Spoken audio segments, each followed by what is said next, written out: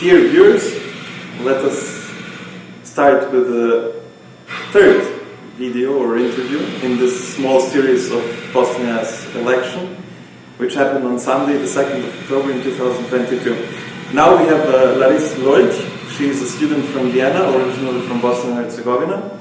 She is a youth activist and she is studying currently at the University of Vienna Political Science and Economics. Economics at the Business and Economics University. At the Business Economics University. So you have Yes. So Larissa, you're originally from Bosnia and Herzegovina. You're living in Vienna. You're part of the diaspora in Vienna. I was talking to some people who were organizing the elections at the embassy of Bosnia and Herzegovina on Sunday, and they told me that there were a huge portion of people who came to vote at the embassy were actually young people who registered and who voted. We don't know exact numbers because it's still too early to say, but what can we expect from the future? Can we expect even more, let's say, I don't know, involvement of young people in Bosnian and Herzegovinian politics and future from the diaspora? Is it possible? What would you say? I think from the diaspora, definitely. I'm also part of the Bosnian Herzegovinian Austrian youth, and we could see that a lot of people were actually interested in it. And I think there is in the diaspora a lot of willingness to engage, but they don't really know how. And I feel like what is always a big problem, which is definitely not just the problem with the Bosnian diaspora, but the diaspora in general, is that you don't feel like you're the one who should go vote because you're not the one living in the country, but it's still people representing you. Mm-hmm. So I think this is something we need to get across to the people to make them understand you have the citizenship, so you have the right to vote and engage. And I think especially people going to diaspora, a lot of young people who go out of Bosnia and Herzegovina to study, they're people eager to learn more and then have this knowledge, gain the knowledge and go back to their country and maybe make a better future for themselves and for their families and the people living there.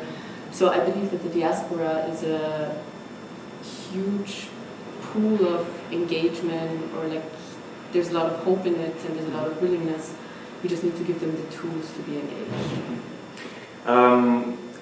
I suppose you followed the elections and the results and everything, so my question would be, just to cut it short, because there are many things which happened, and general elections, it was on the cantonal level, it was on the federation level, it was on the Federation of Bosnia and Herzegovina, Republika Srpska, presidency, so there were many elections, if I may say so, and it's a complex political system. But still, what was maybe your striking impression from this election eve on Sunday?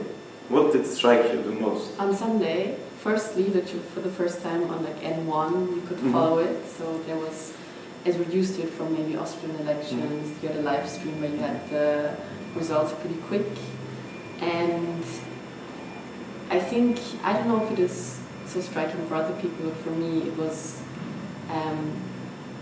all the other parties having different results for themselves, and they're playing on the national narrative. Maybe it wasn't so, for me personally it was striking in the sense of showing again that this is an election which is so politicized, where you cannot really trust any of the outcomes yet, which makes it more problematic, obviously.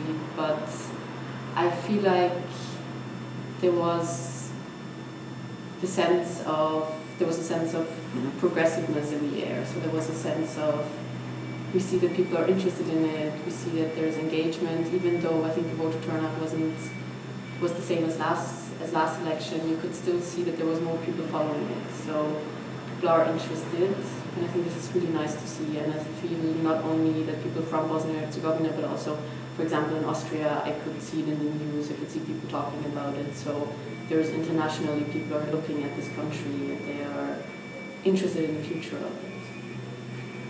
If I may ask, there were, for now we're talking about the Federation of Bosnia and Herzegovina, so the Bosnian and Croat part of Bosnia and Herzegovina. and its political system and its parliament. And if you see the preliminary results which came in, I just printed them out today, we see that the SDA, Stranka Demokratske Akcije, is on the first place with 24.5% of votes. Then comes HDZ, so it's the Croat party, with 15% of votes, and then the SDP with 13%, and then Željko Komšić za građansku državu, Demokratski front, Građanski savez, I think it is, it's 10%. So those are like the main four parties which we can expect in the parliament of the Federation of Bosnia and Herzegovina.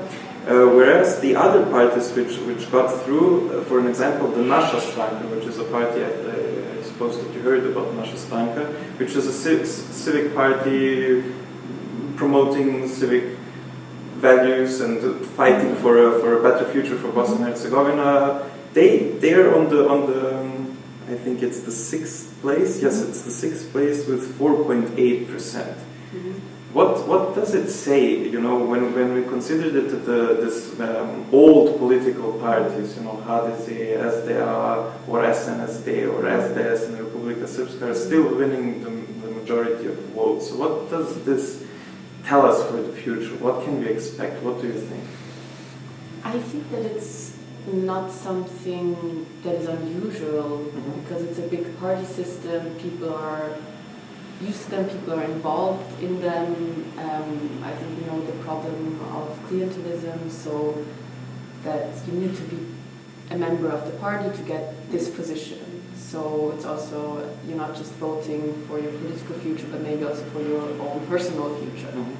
I think this is something we cannot forget, but still, I think 4.8% is not a bad example if you compare it to, because it's a very new party and they're just starting, and I think it shows that people, I don't know who voted for it yet, because we don't have all the examples, so I think it would be very interesting which age group voted for them, but I think it shows that people do believe that there is a more progressive future for Bosnia and Herzegovina. It doesn't need to be the same always. I think we just need to be, it just takes time. Maybe which was really interesting and striking for the election of the presidency in Bosnia and Herzegovina. Let me just find the paper, because it's a bit, yeah, there it is. So for the presidency, for the Bosniak member of the presidency, Izetbegović didn't win. It is the Denis Bećirović. So how would you comment on this? This is maybe something interesting which happened on the election night. Not the only thing which happened which was interesting, but still something which is interesting. What does this show for you? What does this mean for you?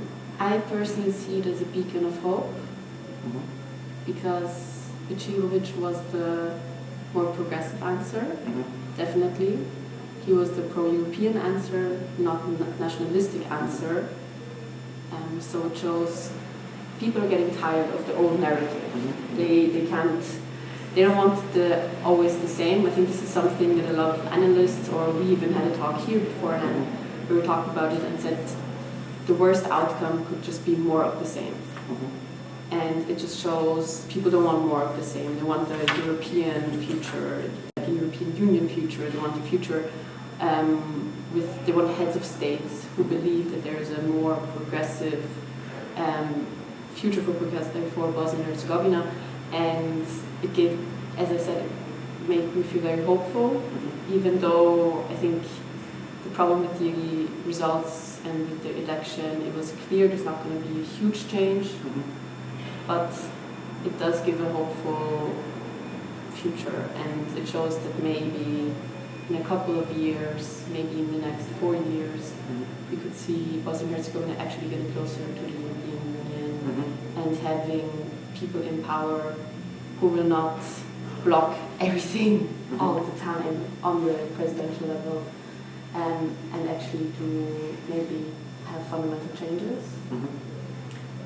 When we come to you just said people who block several things in the government and on the presidential level, there were some huge, let's say, discussions and issues with it, especially until now. Now we have a new presidency. It will be Željko Komšić, the Croat president. It will be Denis Vučirović as the Bosniak president, and Željko Cvijanović from the Serbian part, the president. What, in your point of view and in your wish, if I may say so, how would you see possible better cooperation within the presidency, within the governments, within the whole political system? How can we approach the nationalist politicians who win the vote and who won also in the past the vote? How can they put their differences aside and help and actually improve Bosnia and Herzegovina as a whole? So I mean also the Federation and the Republika Srpska in the north. How can we see this cooperation? What is your wish? How is there a way to improve it? Because I think this is what really lacks in Bosnia and Herzegovina, you know? There are people, they have different points of view and everything. This is true and this is settled. Everybody knows, but still, how to communicate better from a youth perspective? Well, what I believe is, I think nationalism will not disappear. That's quite sure. The whole system, the way it works, just from the Dayton peace accords, it is very nationalistic. And if you just look at it from a point of view or the way I look at it right now. But what I do believe is with the people we have in power now is that they believe we have a crisis. There is already a crisis, an energy crisis, especially countries which are not as stable as, for example, we are in Austria, but Bosnia and Herzegovina, very economically unstable countries in some ways. I think they understand that they need to get together, or I hope they do. They need to work together to somehow get over the cold winter. And I think their main goal is, or I believe the main goal should be, to have a stable country. And I do believe that with these people in the presidency, the country could get more stable. And I do believe that they see that the European Union is the only way forward. And what I would wish, from a youth perspective, especially being very active in civic engagement, is that they see there's a lot of initiatives, there's a lot of civic initiatives, mostly coming from young people, but also from all age groups. They're fighting for the climate, so the climate crisis is not really on the top of the agenda in Bosnia and Herzegovina right now, but it's something we need to think about because it's coming our way. And I do understand that it's a country that has rule of law and fundamental issues they need to work on, but the climate crisis, for example, won't wait for this to be finished. So what I hope is that they see what civic groups are doing right now and get more engaged with them and give them also more of a say within this, not just within the system, but I mean, it's the job of the politicians to reach out as well. I do believe that citizens also have a responsibility to be engaged, but they're trying to be engaged. And as we see with 58% of voter turnout, we're still lacking and still not reaching everyone, but I think it's a way of maybe communicating to other citizens who are not active yet. We do something, politicians listen to us. So they need to engage much more with civic initiatives.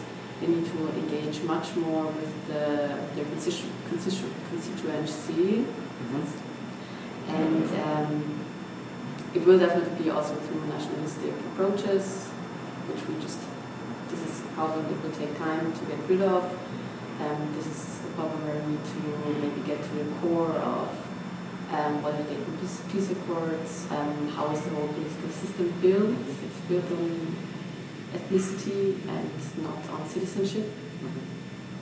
So what I would wish for in 4 years is maybe to get to the point where we have more civic initiatives being listened to by presidents, getting a seat on the table, and maybe not only getting the seat, but also being able to decide with them. maybe a short message for the newly elected politicians that would you like to deliver, if you have something to say? A short message? A short message. You have the possibility to change something. You have the possibility to build a better future for yourself, for the people of your country, for maybe just think of your own family, think of your own children. The people of Bosnia and Herzegovina want to stay in their country, they want to have a future. Sadly, a lot of young people don't have it nowadays. That's why they're leaving. And also people in the diaspora, we want to go back. We want to be there for our home country, and you have to give us the opportunity. We're trying to make them for ourselves. Yes, we need opportunities. We need opportunities for young people, we need opportunities, but also for older people. We just need some, not just hope, but we need the possibility to build a stable and good life within Bosnia and Herzegovina, which a lot of young people or a lot of people just don't have right now or don't see for themselves. And if you don't, I mean, it's getting a bit philosophical here in the end maybe, but democracy only works if we're all engaged with it and if we're all part of it. And we as citizens have our responsibilities, but politicians do as well. It's a job, but it's also, I think, a very important job where you can change the lives of so many people. Thank you, Larissa. Thank you very much.